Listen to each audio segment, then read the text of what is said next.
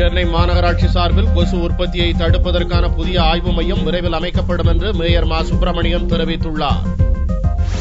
சென்னை மாநகரில் கொசு தொல்லை அதிகரித்துள்ளது. கொசுக்களின் மூலம் பரவும் நோய்களை தடுக்க சென்னை மாநகராட்சி சார்பில் ஏற்கனவே பல்வேறு நடவடிக்கைகள் மேற்கொள்ளப்பட்டு வருகிறது.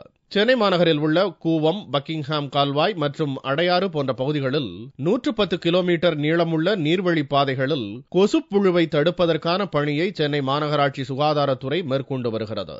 அதன் ஒரு கட்டமாக 6 கட்டுமரங்களின் மூலம் தினந்தோறும் நீர்வழி பாதைகளில் கொசு மருந்து தெளிப்பதற்கான பணியை சென்னை மாநகராட்சி மேயர் மா. சுப்பிரமணியன் துவக்கி வைத்தார். அப்போது பேசிய அவர், இம்மாத இறுதிக்குள் சென்னை தண்டையார்பேட்டையில் கொசு உற்பத்தியை தடுப்பதற்கான ஆய்வு மையத்தை திறக்க இருப்பதாக தெரிவித்தார். சென்னையை பொறுத்தவரை இந்த கொசு உற்பத்தியை தடுப்பதற்கும் கொசுக்களின் எண்ணிக்கையை வெகுவாக கட்டுப்படுத்துவதற்கும் ஒவ்வொரு வாரமும் வெள்ளிக்கிழமை மாலை 5 மணிக்கு தொடங்கி இரவு 10 மணி வரை எல்லா தெருக்களிலும் சென்னையில் ஒரே நேரத்தில் மாஸ் புரோகிராம் என்று சொல்லக்கூடிய அளவில் அந்த பணி ஒரே நேரத்தில் மேற்கொள்ளப்படுகிறது.